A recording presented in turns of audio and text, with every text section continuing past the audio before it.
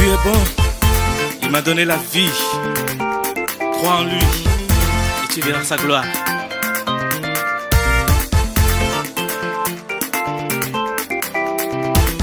Jésus est bon, il m'a donné la vie. J'étais égaré, il est venu me sauver. J'étais aveugle, il m'a donné la vue. Dans les ténèbres, il m'a montré la lumière. Par ses mains, il me guidait. Dans ses bras, il me protégeait. Même quand je n'avais plus d'espoir. Gloire à Dieu. Nous voudrons nous entretenir avec vous, afin que vous sachiez que vous êtes important aux yeux de Dieu.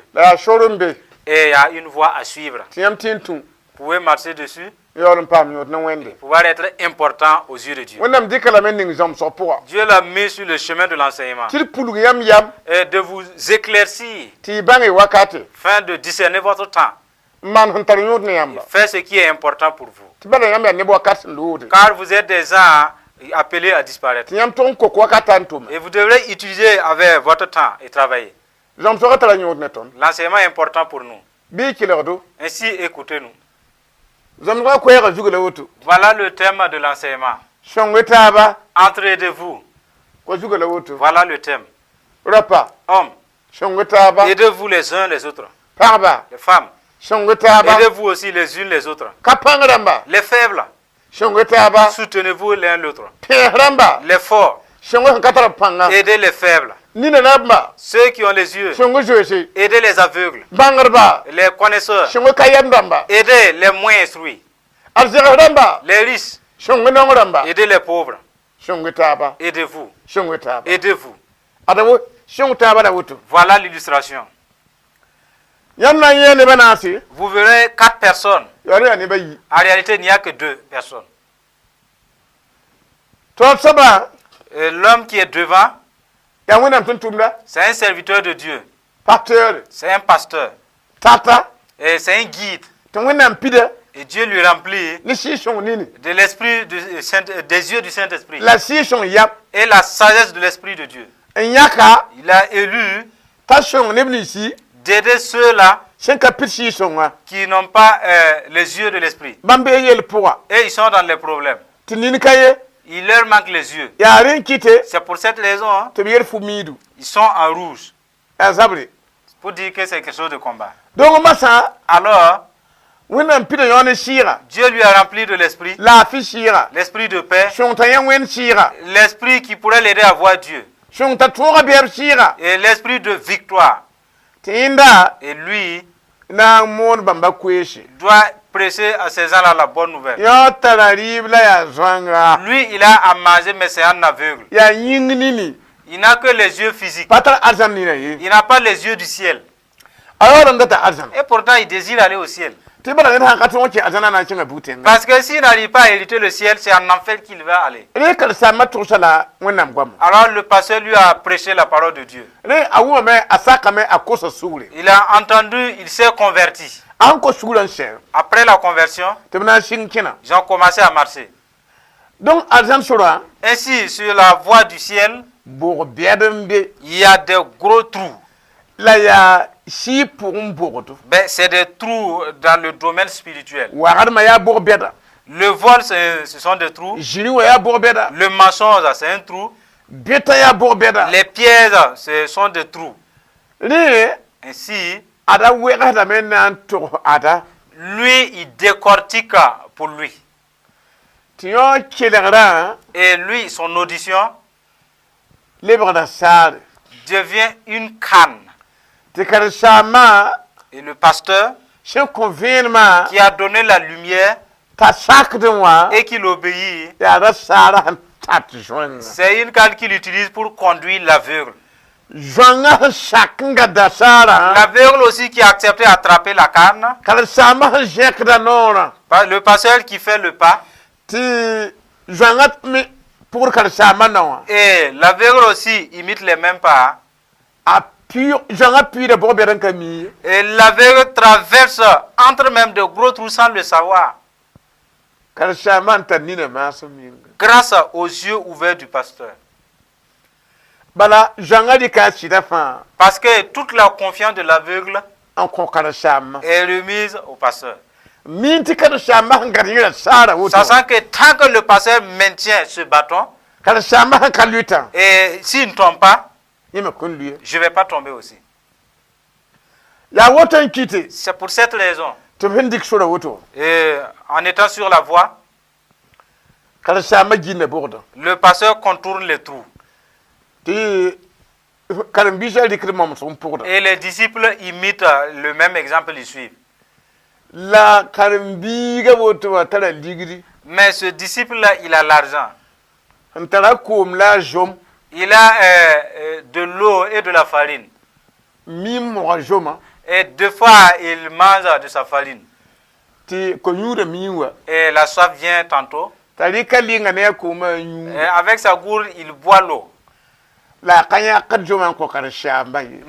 il ne donne pas sa farine au pasteur. La farine, là, en fait, ce sont les millions.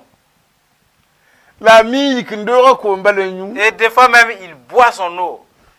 Et des fois, il demande au pasteur. J'espère que ce n'est plus très loin. Hein? Parce que lui, il ne voit pas. Le pasteur dit, non, l'avènement de Jésus est proche. Ah, ça va aller. Quand ils ont commencé à marcher, et tantôt il boit de l'eau, tantôt il mange sa farine. Le pasteur l'aide pour la cause de Dieu. Mais lui, il ne veut pas aider le pasteur pour la même cause. C'est un disciple cupide. Il aime l'argent plus que le pasteur. Il aime l'argent plus que son guide. De telle personne est appelée quelqu'un qui ne connaît pas rendre le bien par le bien. On te fait du bien, il te retourne le mal. Et en se conduisant, au début ça marchait bien et le pasteur était fort et il pouvait marcher. Mais en continuant un peu plus devant, le pasteur fut frappé de la soif. Et la faim aussi lui donne des vertiges. Et le pasteur, il laisse le bâton, la canne. Les conseils, ce sont les conseils qui représentent la canne. Le pasteur a abandonné la canne. Lui, il s'est arrêté. Il a commencé à boire. Croyant que le pasteur est toujours fort pour pouvoir le conduire à nouveau. Donc, la faim, la soif, en fait que le pasteur va tomber là. Maintenant, lui arrêté, il n'a pas faim. Il n'a même pas soif. Mais puisque lui, il ne veut pas aider son guide, la parole dit, ce que tu fais te retourne. Ainsi, quand il a fini de boire, il veut continuer à marcher. Il est devant un trou. Vous savez la suite, il va y tomber. Le pasteur va rester là. Mais lui, il ne va pas être loin, il va rester dans le trou. Et tous ils vont perdre. Le thème est intitulé si c'est ainsi, aidez-vous les uns les autres. Supportez-vous l'un l'autre. Moi je te conduis et tu me nourris. Moi je te montre et tu me donnes à boire. Et aidez-vous l'un l'autre. Il y a des disciples. Et le disciple qui ne réfléchit pas à ça pour aider leur conducteur, sachez, le conseil du pasteur qui représente une canne et conduisent les disciples. Et les disciples qui n'aiment pas le pasteur, je vous conduis là. C'est la canne qui est abandonnée. Il y a des disciples. Ils n'ont plus de pasteurs comme guide et conducteur. Les conseils du Saint-Esprit, c'est une canne. À ce moment, ils vont tomber dans des fossés. Mais il n'y a pas quelqu'un pour le relever. Là, c'est un trou d'adultère. Quand il va y tomber, puisqu'il mangeait avec le pasteur, confessait ses problèmes au pasteur, je suis tombé dans l'adultère. Et la prière que le pasteur allait faire, un ange descend d'en haut.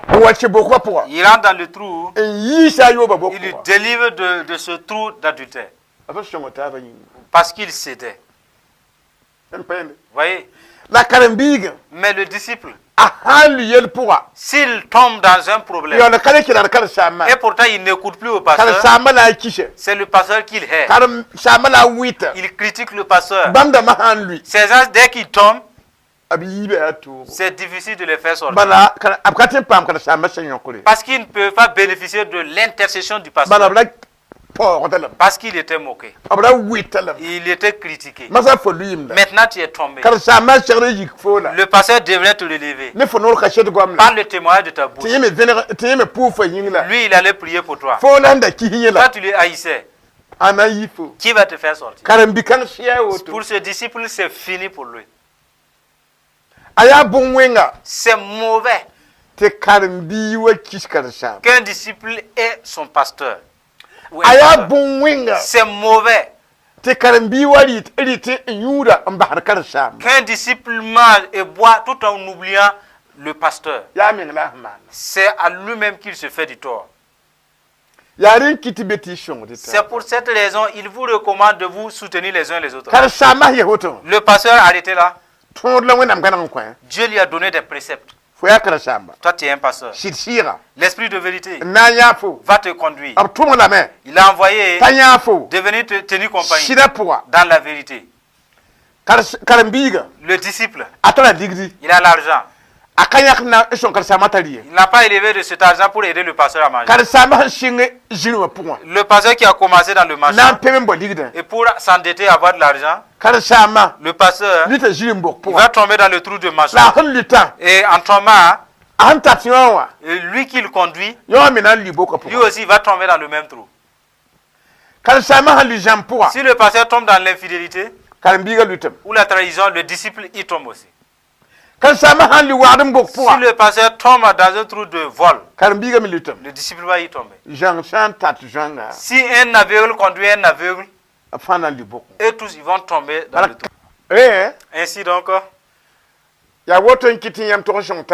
c'est pour cette raison que vous devrez vous aider mutuellement. Pour que ce que tu as fait et que cela devrait te retourner, te soit profitable. Vous voyez? Nous allons examiner les passages maintenant. Et le premier passage c'est dans Galates, chapitre 6, verset 6 à 10. Je vais essayer de le lire. Que celui à qui l'on enseigne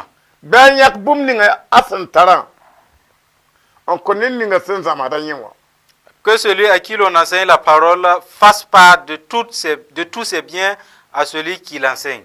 Ne vous y trompez pas. On ne se moque pas de Dieu. Ce qu'un homme aura semé, il le moissonnera aussi. Celui qui sème pour sa chair moissonnera de la chair, la corruption. Mais celui qui sème pour l'esprit moissonnera de l'esprit la vie éternelle. Voilà le passage que nous venons de lire. Il nous est dit, l'enseignant, le pasteur, qui enseigne les disciples, et ils arrivent à s'échapper des gros trous sans tomber dans les problèmes. Il est dit que ces gens qui bénéficient de l'enseignement, ils ont quelque chose que le pasteur à son tour n'en a pas. Lui, il connaît le chemin du ciel. Et le Saint-Esprit l'indique. Mais il n'a pas les biens de ce monde. Quant à lui, il a les biens de ce monde. Mais il ne connaît pas la voie qui mène au ciel. La parole dit, toi qui ne connais pas l'endroit, et lui il te montre, à retour fais part de ce que tu as à lui. Et que lui aussi il se réjouisse. À cela, il va t'enseigner plus qu'avant. Ainsi vous êtes pareil. Lui, ses yeux deviennent lui ses yeux. Et quant à lui, c'est son argent, devient à lui son argent. Ils sont devenus identiques. Ben, ils vont vaincre. Maintenant, si lui, il enseigne avec fidélité de cœur, et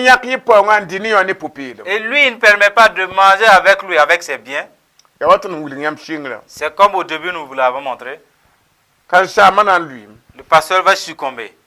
Quant à celui-là qui boit l'eau sans donner au pasteur, il va tomber dans le trou. Ils ne vont pas pouvoir arriver à la fin de leur voyage. La parole dit, si tu as enseigné, fais part de ce que tu as à celui qui t'enseigne. Et il dit, ne vous y trompez pas. À celui-là qui ne peut pas accomplir cette parole-là, que cette personne sache qu'il se moque de Dieu. Personne ne peut se moquer de Dieu. Ce que tu sèmes, c'est ce que tu vas moissonner. Lui qui a bu l'eau, il est cupide, il ne veut pas lui donner. Il a semé l'égoïsme. Il a l'esprit d'égoïste. Il a un esprit malsain. Il a une attitude de non-aide. Il a dit, puisqu'il a semé cela, voilà ce qu'il va moissonner. Un trou profond. Ce que tu fais, ça te retourne. Il y a des gens qui sont jaloux envers les pasteurs. Et dès qu'on donne une voiture au pasteur, et ceux-là qui venaient le soutenir avec des 1000 francs, 500 là, ils sont frappés, animés de jalousie. Et il dit, les unités que j'envoyais au pasteur, et maintenant il a une voiture, je vais arrêter pour moi. Parce qu'il vaut mieux que moi. C'est ça important. C'est de la jalousie. Pourquoi tu ne veux pas que le pasteur vaille mieux que toi? Pourquoi tu ne veux pas que le pasteur bénéficie de l'aide d'une autre personne? Ce n'est pas un esprit qui plaise à Dieu. Voyez, nous progressons avec vous. C'est dans Timothée. 1 Timothée chapitre 5 verset 17.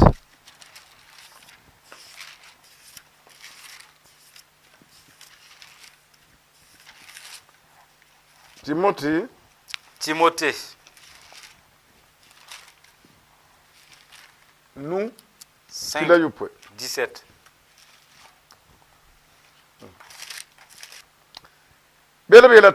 Dans ce passage, il nous est dit,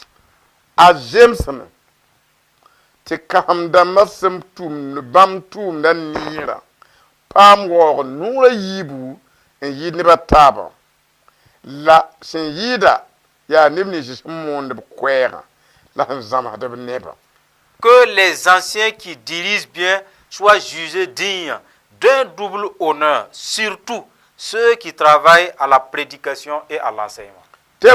Car l'Écriture dit, tu n'amuseras point le bœuf quand il foule le grain. Il est dit aussi, et l'ouvrier mérite son salaire.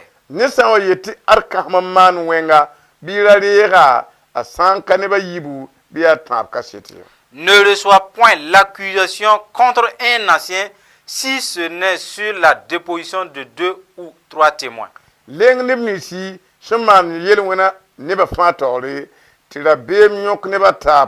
Ceux qui pêchent, reprends-les devant tous, afin que les autres aussi éprouvent de la crainte.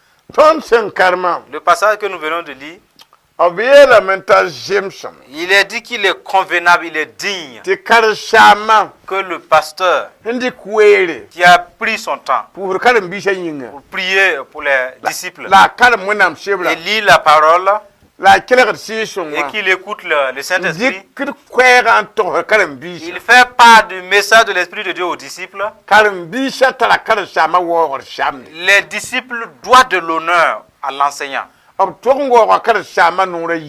lui doit un double honneur, une double portion d'honneur, plus que les autres. Parce que les démons des disciples combattent l'enseignant. Parce qu'il révèle les disciples. Cela fait mal aux démons de ces disciples. Maintenant, si vous êtes un disciple, et vous qui êtes assis, ce sont les pasteurs que vous jugez. Et vous vous moquez d'eux. Vous les humiliez. En ce moment, les pasteurs, et ils ont un seul esprit. Et puisqu'il n'y en a pas deux, l'esprit de ce pasteur que tu critiques, c'est à tout le réseau pastoral que tu critiques. Et c'est le seul Dieu qui est le maître de tous ces pasteurs. Quand tu critiques le pasteur, c'est la loi de Dieu que tu es en train de désobéir même. Alors pourquoi la parole dit, il est digne d'être honoré. L'honneur veut simplement dire que vous l'avez placé à sa place, vous l'avez mis à sa place. Mais si vous honorez quelqu'un, dès qu'il parle, vous acceptez. Mais puisque vous acceptez, la parole vous aide. Mais si vous l'humiliez et vous le critiquez, dès qu'il presse la parole et il fait sortir pour vous donner, vous qui vous êtes moqué de lui et vous ne le respectez pas, ces paroles ne peuvent plus vous pénétrer et vous transformer. C'est comme s'il était votre ennemi et il s'adresse à vous par manque d'amour. Vous qui allez parler de lui après, et les autres vont écouter qu'il a un mauvais comportement. Ces gens qui croyaient au pasteur qui allaient bénéficier de la nourriture de leur âme, et tous, après avoir écouté, ils l'ont haï. Et pourtant, le pasteur a la vie de l'esprit. En ce moment, tous les auditeurs qui t'ont écouté et qui ne veulent plus prêter attention au pasteur sont morts à cause de celui-là qui critique, à cause de celui qui a diffamé le pasteur. Ça, c'est de la sorcellerie spirituelle. Et ils tuent les âmes. Ben, ils ne mangent pas. Pour cette raison, la parole nous dit, dès qu'ils accusent que le pasteur a fait du tort, si ce n'est pas le témoignage de 3 personnes ou 2 dépositions, que l'autre de ce côté a vu que le pasteur entre avec une femme et l'autre a vu aussi. Si ce n'est pas ainsi, et c'est une seule personne qui en a parlé, ne croyez pas. Dès que vous jugez le pasteur, une autre force vous juge. Parce que ce n'est pas Dieu qui vous autorise à juger. Ces disciples finissent par tomber. Les démons même ont le droit de les posséder, à moins qu'ils se répandent. Voyez, marchons avec la parole de Dieu. Et nous continuons de l'avant avec vous. Avant-dernier passage, 1 Thessalonique 4, 6. 1 Thessaloniciens.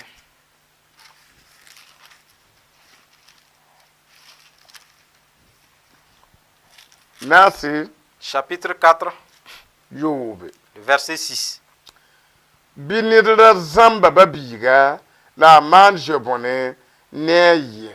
C'est que personne n'use envers son frère de fraude et de cupidité dans les affaires. Parce que le Seigneur tire vengeance de toutes ces choses.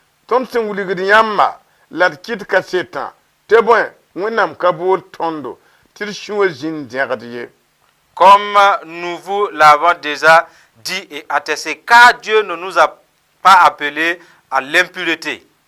Mais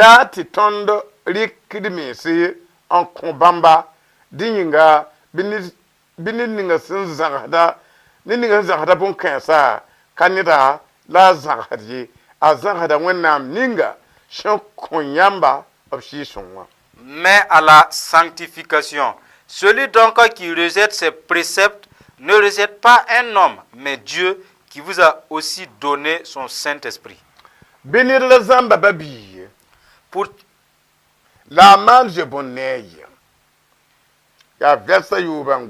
le verset 6 dit, c'est que personne n'use envers son frère de fraude et de cupidité. La parole de Dieu empêche de ne pas frauder votre frère. C'est ton enseignant. Il est ton frère également. La parole te demande, ne le fraude pas. Tu peux croire que c'est peut-être son argent ou bien quelque chose qui lui appartient. Façon, le mal que tu parles de lui, à son absence, et dès qu'il va l'apprendre, il sera affligé. Ces paroles sont des paroles de trahison. Et quelqu'un qui trahit son pasteur, qui fraude envers ses propres paroles. Et celui-là qui devrait aller aider le pasteur, après l'avoir entendu, il refuse d'y aller. Et sa pauvreté s'augmente, s'accélère à cause de tes paroles. Ça, c'est de l'hypocrisie. C'est la parole qui dit, ne sois pas cupide envers ton frère. Parce que Dieu tire sa vengeance de quelqu'un qui vient à l'église. Il a abandonné l'enchantement, le fétichisme et l'impudicité. Il est venu à l'église, il continue d'être infidèle. Et il mange tout en chassant que ses frères dorment à jeun. Il se vêtue pendant que ses frères marchent nus. Il a dit que lui, et ce n'est même pas le diable qui te combat. C'est Dieu qui se venge de toi. Toi, tu es devenu quelqu'un qui combat contre Dieu sans le savoir. Vous voyez, nous a dit que le Seigneur tire vengeance de toutes ces choses. Dieu ne nous a pas appelés, vous et moi, à l'impureté. Mais les paroles impures veulent dire que le cœur même est impur. Voilà pourquoi les paroles impures sortent. Et ce que le cœur est rempli de mal, ces paroles sont mauvaises. Et c'est quelque chose qui n'était pas important. Quittons de la vengeance de Dieu. Ça va nous aider. C'est mauvais qu'un disciple ait son pasteur. J'ai été témoin. Et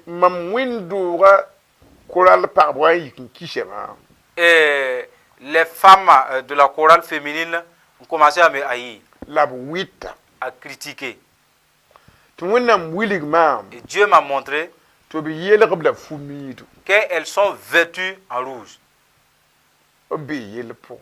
pour dire qu'elles sont dans un problème. Et une voix m'a été donnée.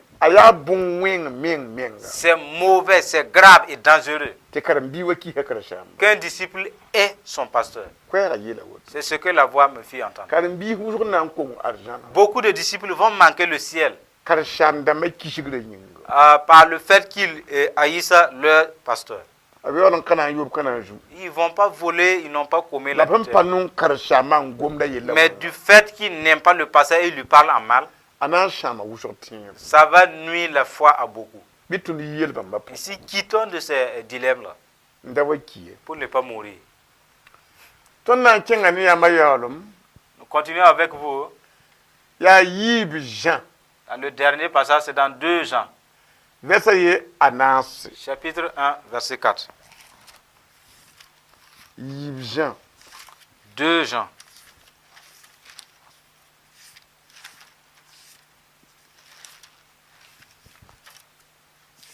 Nous allons essayer de le lire. Kasman tum sheb kanga akriya siya putum huduga ne akam nishi mamshen non shida pungwa.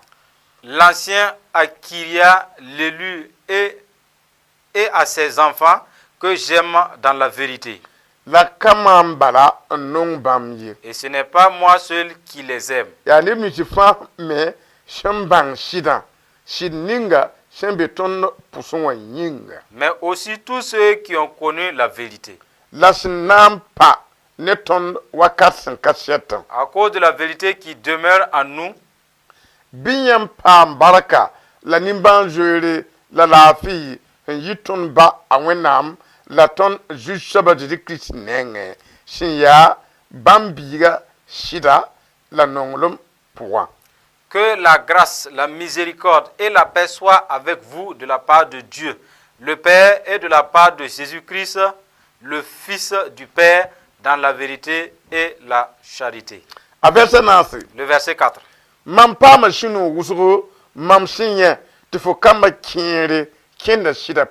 J'ai été fort réjoui de trouver de tes enfants qui marchent dans la vérité.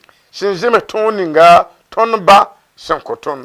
le commandement que nous avons reçu du Père.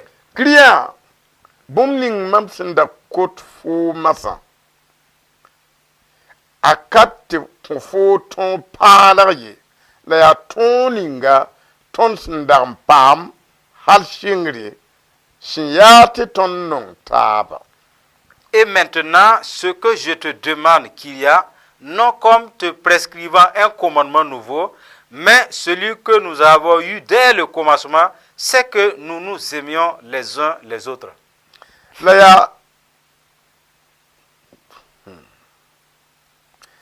La nonglom ya tikine wa senjem bam tongo nyawa ya tonninga senjem he tiamane wa yampenda jamse hal shingra. Et l'amour consiste à marcher selon ses commandements. C'est là le commandement dans lequel vous devez marcher comme vous l'avez appris dès le commencement. Car jamdam wusro on wa dunia point senkakit kaseto. Car plusieurs séducteurs sont entrés dans le monde qui ne confessent point que Jésus-Christ est venu en chair. Celui qui est tel, c'est le séducteur et l'antéchrist. Prenez garde à vous-même, afin que vous ne perdiez pas le fruit de votre travail, mais que vous receviez une pleine récompense. Quiconque va plus loin et ne demeure pas dans la doctrine de Christ n'a point Dieu. Celui qui demeure dans cette doctrine a le Père et le Fils. Voilà ce que nous venons de lire. Il a parlé d'une femme. Elle se nomme Kyria. Et c'est une élue. Parmi les femmes. C'est une femme. qui s'est éloigné des critiques. C'est une femme qui s'est éloignée de mauvais caractère. C'est une femme et qui a manifesté son intégrité envers Dieu. Et les gens témoignent d'elle. L'apôtre Jean dit, j'ai entendu parler de toi, Kyria. Vous avez une bonne conduite, toi et tes enfants. Et personne ne peut vous accuser. Kyria, nous sommes fort réjouis de toi. Et je te donne un commandement. Pas un commandement nouveau. C'est l'ancien même. Qui est de nous aimer. Si vous aimez quelqu'un, mais tu ne vas pas le diffamer. Si tu aimes quelqu'un, tu ne vas pas manger et lui laisser à jeun. Si tu aimes quelqu'un, tu ne vas pas t'habiller et le laisser nu. Il nous a donné le commandement de nous aimer. Et mon problème t'engage. Ton problème me préoccupe. L'amour fait cela. Nous sommes réjouis. Nous avons entendu parler que tu as des enfants qui cheminent dans la vérité, pas dans le mensonge. C'est des enfants qui verront Dieu. Il y a de ces foyers où deux enfants peuvent marcher dans la vérité et le reste marche avec le diable par l'adultère, l'ivrognerie, le vol et les drogues. C'est rare d'avoir une famille où tous les enfants marchent dans la vérité. Ceux-là qui ne marchent pas dans la vérité appartiennent au diable. Ceux qui sont dans le chemin droit appartiennent au Dieu de vérité. Voilà pourquoi il est dit pour ces femmes qui veulent hériter le royaume de Dieu, imiter le bon comportement de Kyria. Et par son intégrité et sa bonne façon de mal fait que ses enfants se joignent à elle pour aller à l'église. Pour être des enfants sages. Il y a d'autres femmes qui partent à l'église. Pendant ce temps, leurs enfants partent dans des maisons de prostitution.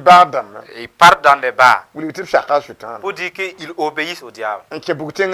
Et ils coupent le biais de l'enfer. Et qu'après avoir épuisé cette vie sur terre, qu'ils continuent en enfer.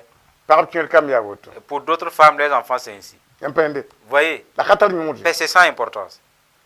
La parole nous dit, si nous n'imitons pas cette femme, et pourtant nous travaillons, nous allons perdre le fruit de notre travail. Toi, tu es à la cour, tu chantes, et tu commets l'impudicité.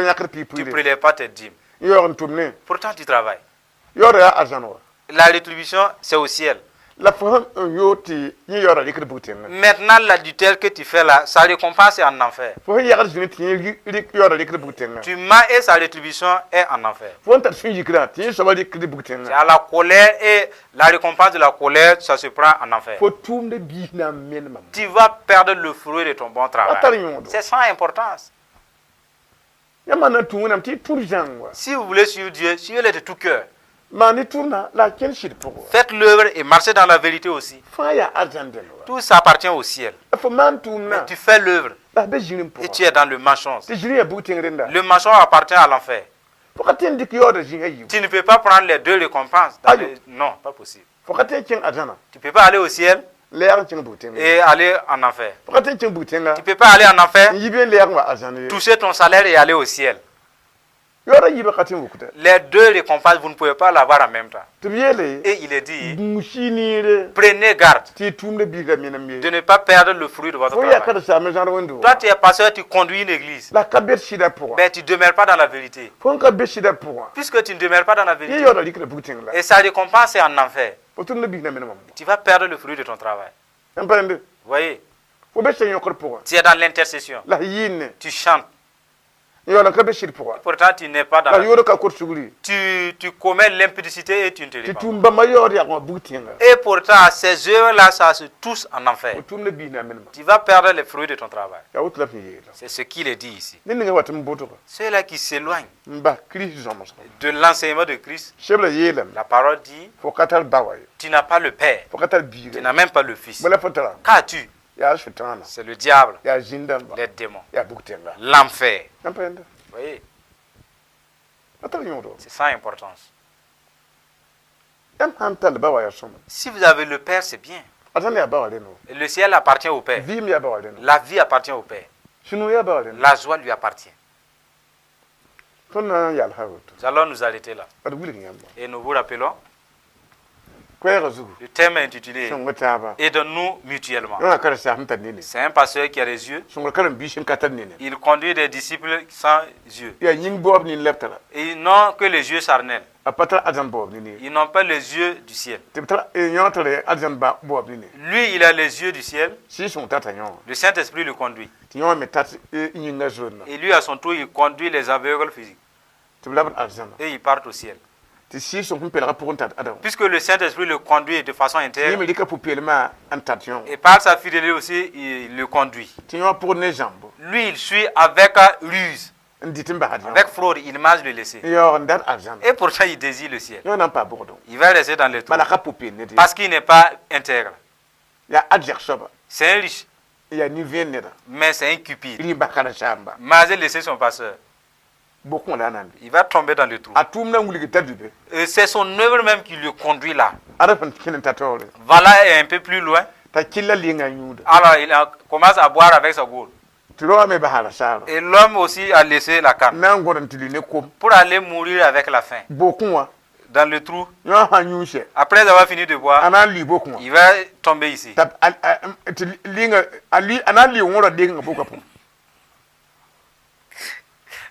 Il va briser sa gourde dans le trou.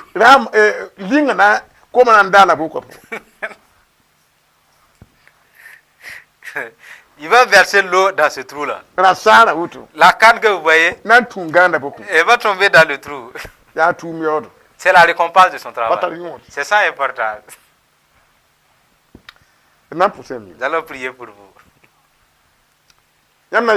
Vous allez dire, Dieu, j'ai écouté ta parole. Je ne soutenais pas les pasteurs.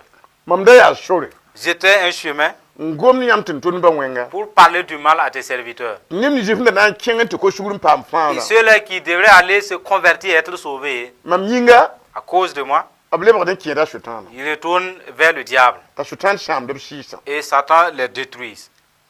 Mon œuvre n'était pas bien. J'étais cupide envers les frères qui sont dans l'église et envers le pasteur. Et le bien que le pasteur gagne ne me plaît pas. Et en plus, je le diffame. Et je parle du mal envers sa femme. Je parle du mal à ses enfants. Et ce n'est pas toi qui m'autorises. Aujourd'hui, je le connais cela. Que je suis coupable envers toi. Et envers les pasteurs. Je demande pardon à Dieu. Au nom de Jésus. Dans mon mariage, j'ai premièrement critiqué les pasteurs. Je me suis moqué d'eux. Mais le jour de mon mariage, ils sont venus me bénir. Et cette promesse, cette bénédiction, se transforme en malédiction à cause de moi. Et mon mariage n'est pas en paix. Du fait d'avoir critiqué tes serviteurs, du fait de les avoir diffamés, je te demande pardon de ce que j'ai continué à critiquer les pasteurs. Et dans ça, je me suis marié. Ils m'ont béni. Cette bénédiction s'est transformée en malédiction. Et j'ai mis des enfants au monde que le Saint-Esprit ne peut pas les remplir. Je demande pardon à Dieu. Je demande pardon à Dieu. Parce que je suis méchant. Plus que ceux du dehors. Je parle mal à tes serviteurs. Je les diffame. Je ne veux même pas qu'ils gagnent. Je ne veux même pas que quelqu'un les soutienne. Je demande pardon. Ainsi rachète-moi. Par le sang de Jésus. Délivre-moi. Car ma bouche m'a condamné. Je ne faisais pas du bien. Je quittais hors de ton enseignement. Si, pardonne-moi. Au nom de Jésus. Vous allez vous imposer les mains. Nous allons supplier Dieu d'avoir compassion de vous et de vous délivrer de ce feu dans lequel vous vous trouvez. Dieu de vérité, te supplions. Des hommes et des femmes t'ont écouté. Après l'écoute, ils sont affligés parce qu'ils n'avaient pas Dieu. Ils étaient destinés en enfer. Mais ta parole dit de parler juste et juger de façon juste, afin qu'ils puissent avoir la vie. Comme tu l'as dit dans Proverbe 31, verset 8. Ils vont parler, ils ont répété après nous. Tu ne te réunis pas. Tu as dit à Paul de dire au peuple, Romains chapitre 10, verset 10, c'est par le cœur qu'on croit en Dieu, qu'on parvient à la justification. Quant au salut, c'est quand, après avoir entendu qu'il était dans la culpabilité, d'ouvre sa bouche se répand, qu'il pourra être sauvé. Les gens obéissent cela, comme ta parole le recommande. Invoquons le sang de Jésus sur eux. Invoquons le salut de Jésus sur eux. Invoquons la miséricorde de Jésus sur eux. Que cette promesse que tu as parlé dans Ésaïe 42, 6. Tu as fait alliance de tout le monde avec Jésus. Qu'il ouvre leurs yeux. Qu'il les délivre de leur captivité. Qu'il les délivre des ténèbres. Qu'il les délivre de leur prison. Que cette promesse vienne sur ces hommes. Et que les yeux se sont ouverts. Ils sont éclairés. Il se trouve qu'ils étaient dans des prisons. Puisqu'ils t'ont demandé pardon. Que les gens les délivrent. Cet esprit les délivre. Dans les prisons de critiques, dans les prisons d'égoïsme, dans les prisons d'outragerie aux pasteurs, dans les prisons de leur haine envers les pasteurs, que Dieu les délivre et inscrit-les dans le livre de vie. Aide-les afin qu'ils n'y retournent plus. Bénis-les en retour. Au nom de Jésus. Amen.